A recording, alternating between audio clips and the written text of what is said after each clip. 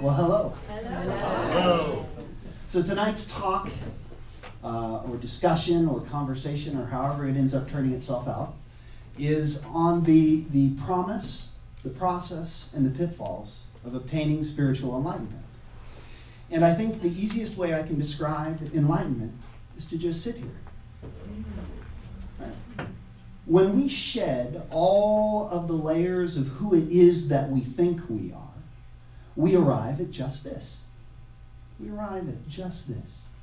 It's always just this. All things in this universe are love given form to serve a purpose. We ourselves are love given form to serve a purpose. And our purpose is to be love.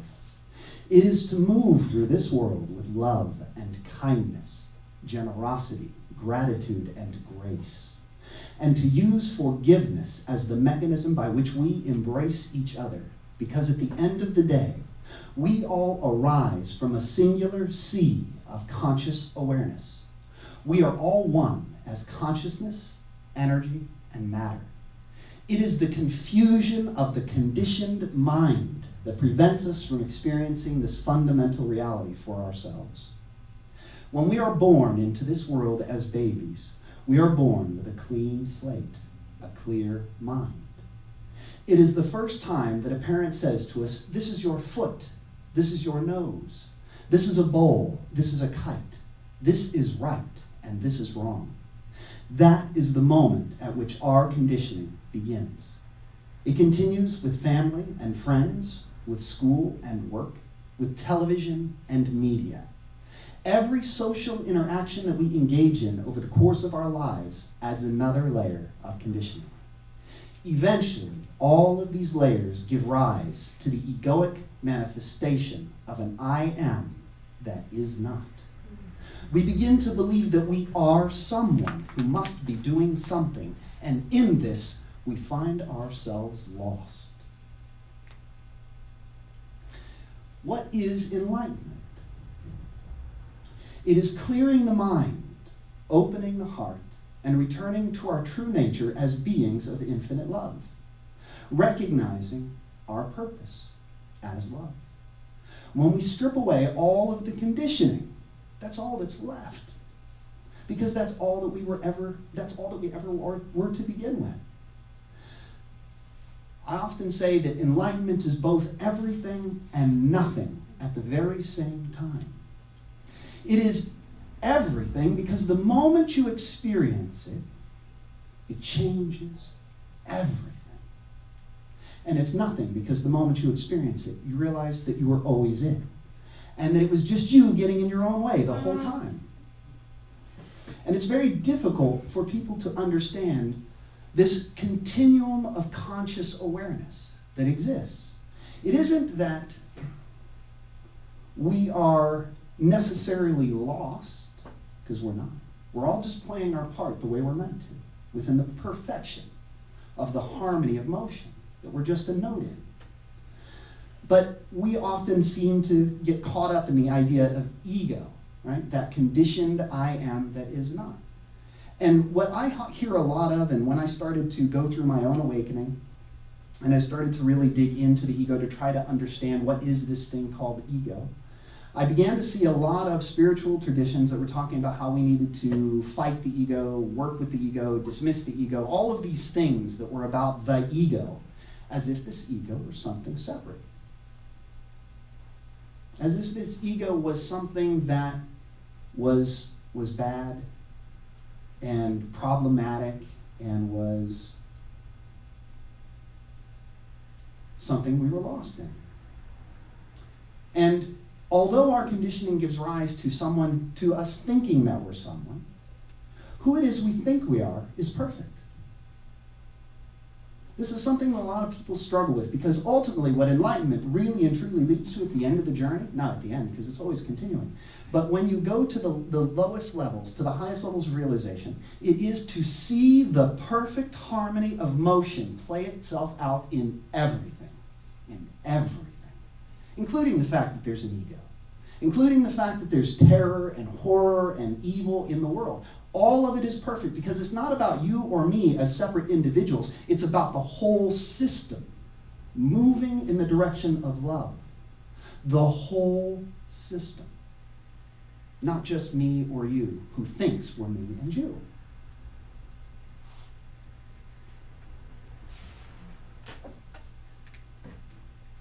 I can get into a lot of great dialogue about what enlightenment is and go through all these different stages and levels of conversation and ways of pointing at it. But ultimately, I like to talk about these 5 things that help people see the truth for themselves, because that's really what it's about. None of it is about how enlightened am I. It is a question of where are each and every one of us on the continuum of conscious awareness. This is something that I use as a model to kind of describe where each one of us are.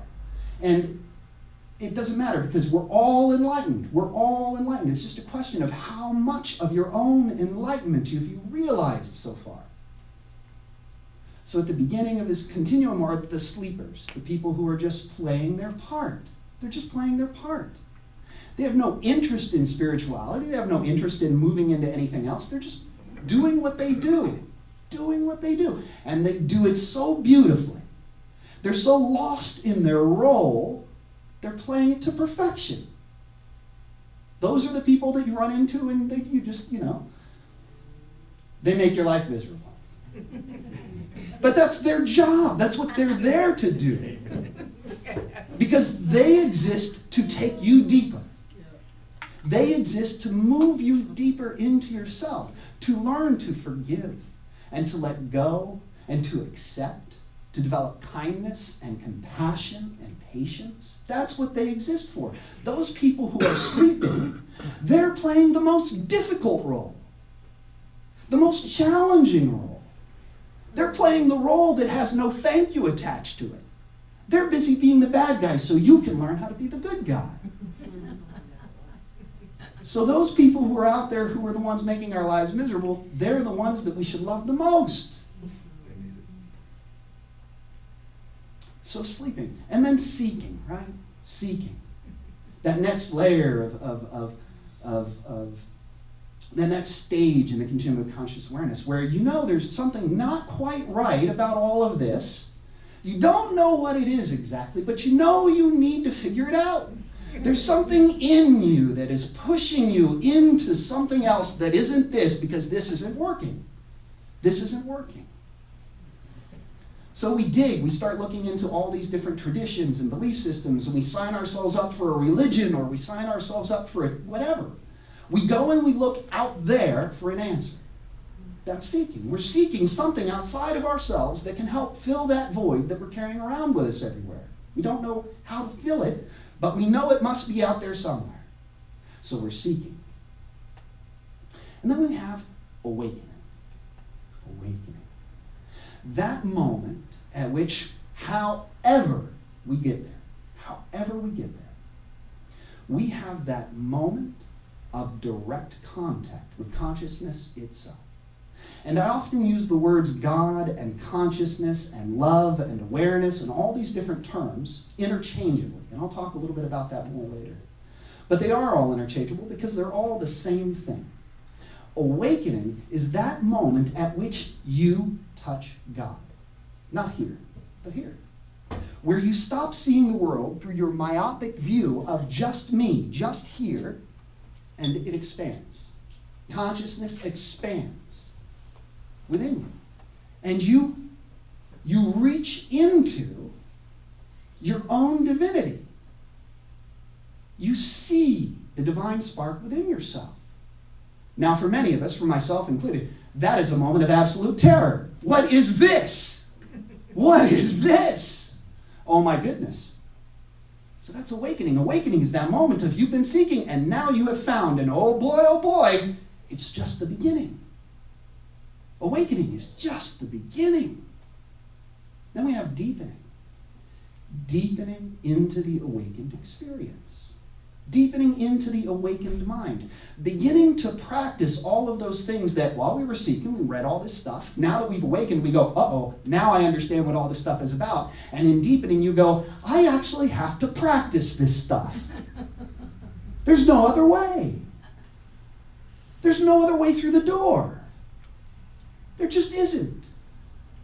I can't find an answer out there because there isn't one. The only answer is in here. And the only way to get to the answer is to dig in here, to do the work, to do the work. The last stage is ceasing. This is that beautiful place where it's just this. That spaciousness beyond the mind is stepped into, and we stop asking ourselves questions. We stop telling ourselves stories. We simply cease being someone.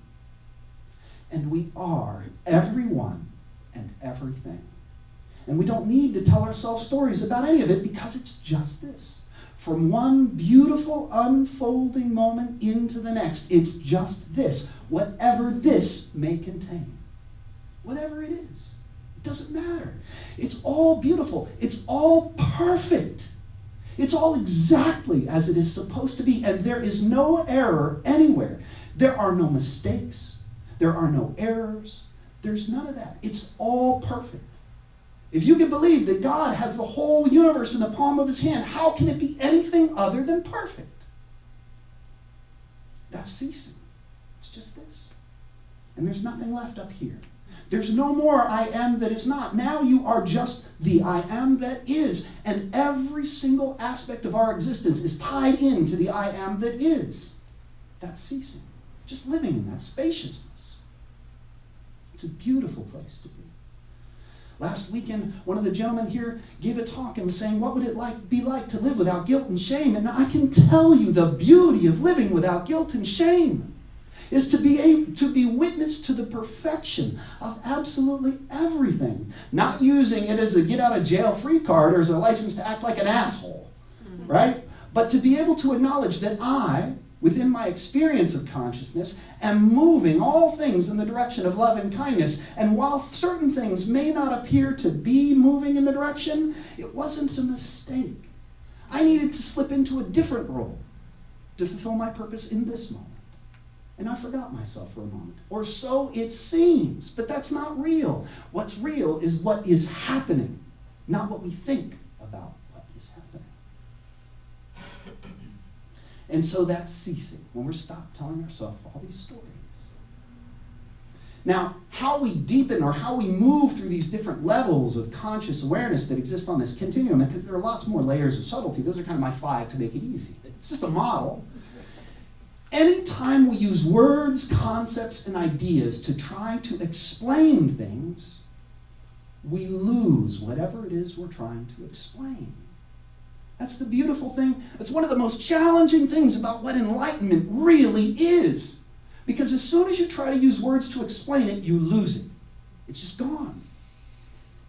Enlightenment itself isn't even really a thing. It's just a word that we connect ourselves to as something we're working towards until we find it, at which point we realize it never existed. It only exists as something for people who are still looking for it.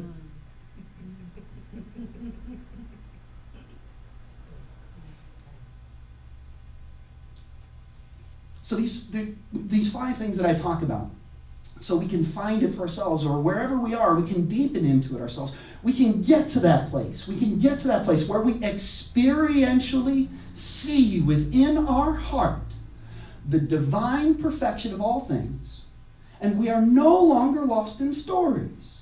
We just exist within the greater harmony of motion. We see ourselves as a singular note in that harmony, and we sing as brightly as we can. We become the flame that shines so brightly that it cannot be ignored. And we just are love. There's no more doing, there's just being. And in that being, you are love. You are the divine expression of love that every single one of us has the potential to shine forth in this lifetime. Every single one of us has the ability to reach into that place and to become it completely. Completely. So these 5 things. And I'll talk about them a little bit more in depth. To learn to love and trust ourselves and honor our own journey. To practice mindfulness and meditation. To face and let go of our pain. To pay attention to synchronicity. And to be wary of our traps. Now I can say there are lots of ways to reach this place. Lots of different ways to reach this place. And you should try on, they're all hats. And you should try on as many hats as you can and look at yourself in the mirror every time you put on a new hat and ask yourself, does this one fit? How does this look? Let me try this for a little while. Lots of different ways to get there. One of these simplest ways, and this is a way that's taught in many of the Hindu traditions, is just, where is the I am? Where is the I am? I am angry, I am sad, I don't understand this. Who? Point. Show me where is the I am that is having that experience. Show me. It's just here, it's just thought. Okay, what's your evidence that that thought is real? Oh, another thought. Oh, now we're on a slippery slope, aren't we? Using thought to justify thought, using thought to explain thought. So learning to love and trust ourselves and honor our own journey. This is the most important step. Most of us don't love ourselves, not in any real meaningful way. We are attached to our concept of self. We cling to the idea of who it is we think we are. And so long as we're clinging to the idea, we cannot set ourselves free. And the only way to let go of that idea is to love yourself enough to be willing to let it go. Because you don't need it anymore. Once you learn to love yourself completely, you don't have to hold on to that. There's nothing left to cling to because it's just love. The more and more you learn to love yourself, and you practice all of these other things at the same time, the more and more you begin to see that you are loved. The more and more you begin to see that you are everyone and you are everything, and the more and more you begin to love everyone and everything. It just becomes you because you're it. Learning to love yourself isn't about, wow, look at how great I am. It's about treating yourself with love and kindness. It's about becoming your own best friend. It's about learning to accept your worthiness of your own love, of God's love, and of the love of others. Knowing that it's meant for you, that it's here for you, that it's yours, that it's already there. You don't have to go anywhere to find it. You just have to move inward. You just have to invite the experience of love into your experience of life.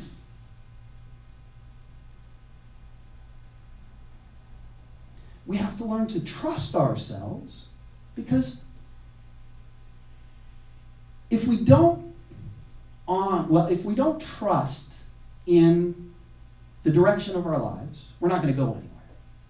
As we learn to love ourselves, we begin to trust ourselves. We begin to say, well, you know what? I'm going to try this. I'm going to try that. We start stepping out of fear. And we begin to have trust in ourselves at first. Eventually, that trust becomes faith. Not trust or faith in ourselves so much as trust and faith in the divine perfection of all things as they are. To know that we're always exactly where we're supposed to be, doing exactly what we're supposed to be doing, and there's no error in any of it. To be in that place, to trust that. I'll talk a little bit about synchronicity and how that is a wonderful way to show you. And we have to honor our own journey, because in this world, many of us are taught through conditioning, through the nature of society and the way stories are passed down and the ways we're told that we're supposed to be. We are normalized and socialized into different systems of belief. And these can be the belief that you're a Christian or a Buddhist. They can be the belief that you're a white man or a black man. They can be the belief that you're a woman, or you're all of that, right? You're conditioned into some level of normalized or socialized acceptance of what that is for this culture. But none of that's real. the more and more you love yourself and you trust yourself, the deeper you go, the more crazy you're going to become by all standard definitions of what people accept as normal. Why are you so loving? Well, I don't know. Because I am. And they're going to go, that's just wrong. That's just nuts. You know, we had this whole thing, right? This whole thing happened in Paris. And everyone that I see on my Facebook from my old life, my old family, my old world, is let's bomb those bastards back to the Stone Age. And wow. My response to that is, what a wonderful opportunity to practice forgiveness. Where you see suffering, I see a doorway to love. And of course, the response to that was, you know what the hell you're talking about, you're crazy. We need to bomb those bastards. All right, well, I'm not going to argue. I'm not going to argue. It's not my job to try to take away someone else's belief. Either you want to see the truth for what the truth really is, or you don't. That's up to you. That's part of your journey. And you have to trust and you have to honor your journey. Each and every one of us has our own journey to take. There's some 7.3 billion people on this planet right now, and therefore there are 7.3 billion journeys. And if we try to take the journey of another, we will find ourselves lost. It's all in here. All of it. Every answer that we need is right here. It's not following someone else. Sometimes we need someone else to help open our eyes. But unless that person says, open them inward, you're following the wrong person. So that's the first thing. Learn to love and trust ourselves and to honor our own journey. The second one is to practice mindfulness and meditation. A wonderful thing, a wonderful thing. Mindfulness is being the observer of your own experience from one moment to the next. Just being fully present in the experience. Not using words and concepts and ideas to try to narrate the experience or to try to explain to ourselves what everything is, but rather to just be fully present in it. Now there's a point at which you realize that there is not even a doing occurring. There's not even a doing occurring. But that's a much different place, and you have to go through all these other layers to get to that place. There's nothing happening. You're washing the dishes. Wonderful. You think you're washing the dishes. You're not really washing the dishes. You're communing with love. You're flowing within the greater harmony of motion. You're just part of the whole process, unfolding, moving. You're part of the movement. But while you're doing dishes, pay attention to doing dishes. Because that is all there is happening right there in that space. Not, I'm doing the dishes and thinking about bills. I'm doing the dishes and thinking about that horrible conversation that went so wrong during dinner. I'm thinking about tomorrow and all the things I'm going to have to do for work. It's just doing the dishes. How warm is the water? How do the bubbles feel? What is the sound that's made? What does the air smell like? To just be present. Not to say it's hot, but to go, oh, just this. Again, that's where we get just this.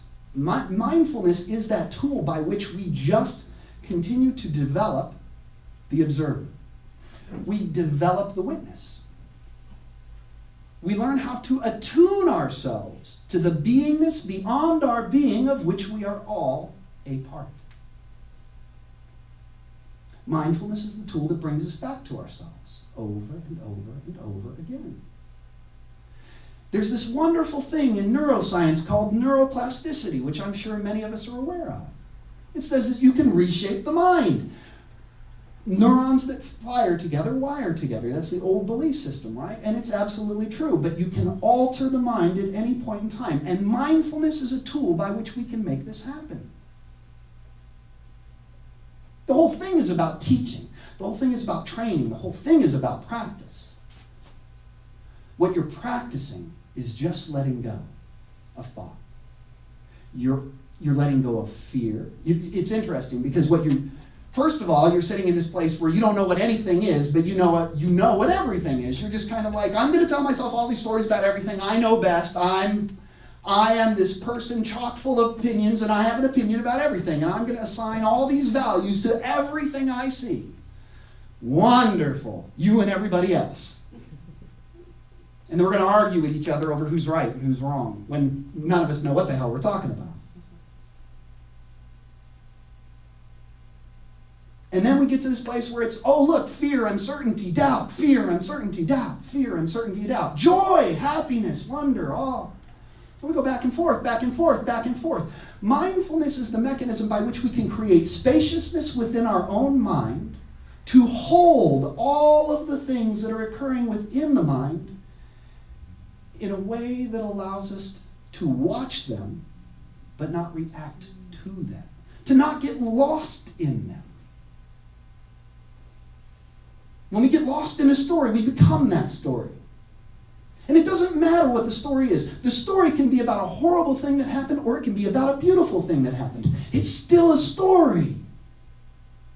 Most of us get locked into this idea of I have to practice with all of the bad stuff, mindfulness and meditation. I got to use that as a tool, practice all the bad stuff. No, you have to do with the good stuff too. Because it's all temporary.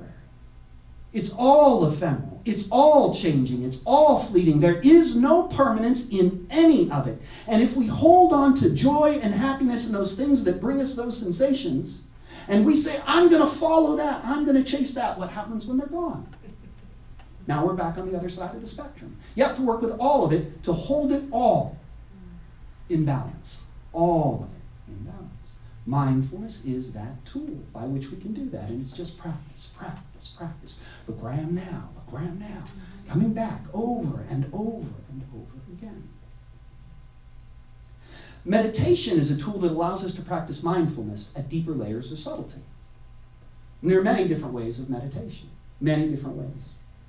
I will close with one that I call the heart breath. Because ultimately, that is where our answers are found. In the heart. Certain types of meditation are more useful than others. It simply is the case. We are taught many different forms of meditation. Many of the forms of meditation that are taught today are about being more comfortable in the illusion. And if you want to be more comfortable in the illusion, then wonderful. I myself had focused for quite a while on extracting myself from the illusion. The illusion of all of this being something. A good way to explain the nature of it is, again, using words, concepts, and ideas to try to label everything and tell ourselves what everything is. But if we take a chair only has the value of chairness because that's what we've assigned it. We've been conditioned to see a chair as a chair, and we know what a chair is for. You sit in it. It's all a chair is for. But if you sit in front of it, can you not use it as a table? If you stand on it, can you not use it as a ladder? If you throw it in the air, could you not make a small child laugh? Could you put one on top of another and call it art? What if you melt the chair down entirely? Is it still a chair? It's love given form to serve a purpose, and we with our conditioned minds are the ones busy ascribing or assigning purpose. It's just love. Look.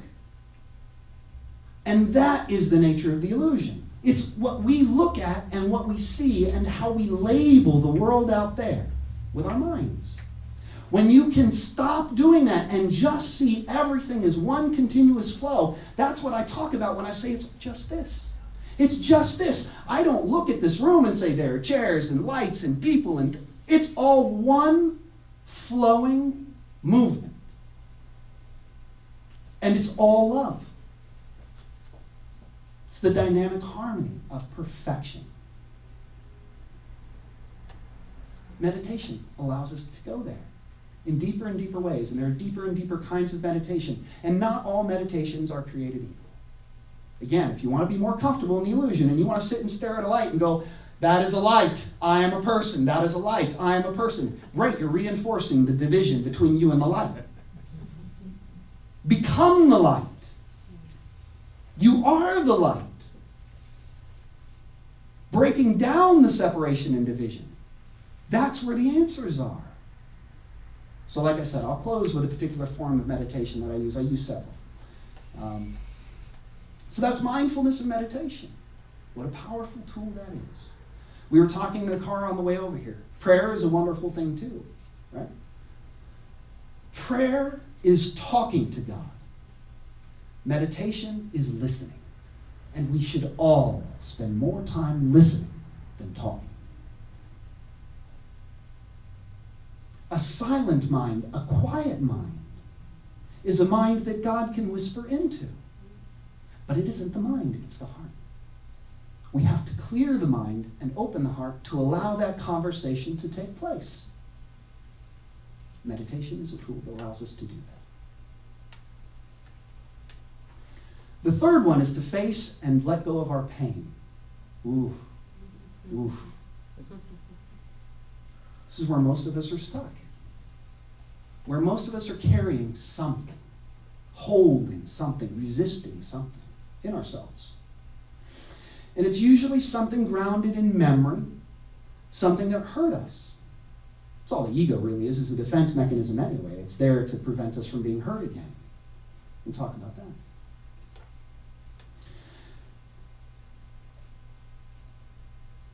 When we're ready to really dig into who it is that we think we are, it begins by taking out of the closet all of those things that you've been hiding there. Not all at once, but to pick one. I wrote a blog article after as part of my own awakening purpose, which was called Healing the Oldest Wound. And it was about me and a childhood experience with my mother and my family and all of that. And that led me into this place that was the darkness that was my life until I had my own awakening last year. My awakening was very profound, if that's not obvious. But it began with stripping away that. We have to take that thing, pull it into our focus, and we have to be fully present with it. We have to take that thing that causes us so much pain, and we have to take it apart completely and utterly. We have to summon within ourselves radical self-honesty and radical intensity. And we have to take that thing and break it into 1,000 different pieces and look at it from every possible angle. The reason we do this is because if you take something in your mind, again, it's all just thought. It's all just thought. So if you summon one of these stories from your history, and you put that story in front of you, and you take that story apart, and you forgive yourself, and you forgive the others that were involved, and you forgive the situation, and you let go of it, and you really, really dig into it. Nothing's left. It's just, I have dealt with this in its entirety. I've told myself everything I did wrong, and I've forgiven everything. There's nothing left. Nothing left. We do that because the next time we see that thought come into our mind, we can look at it and with absolute honesty say to ourselves, I've already dealt with you, and there's nothing left. That's freedom. Freedom from the ties that bind you to your concept of self. When you're done with all of these stories, what's left? The ego is that thing that arises through all of the layers of conditioning that have been piled on. What is the ego? It is a defense mechanism. The ego gets a bad rap. It's this thing that's separate from us. It's not. It is the tool that is in your toolbox to take you deeper, if you allow it to be. If you take this thing called ego and you try to tackle it, try to hit it, try to punch it, try to show it's who's boss, you're giving it strength. The only way to truly release the ego is to love those broken parts of yourself that are still crying out for healing. Because that's what the ego really is. It is the broken parts of yourself that are still crying out for healing. It's all of the parts of you that think you need to be somebody because being somebody is still so important.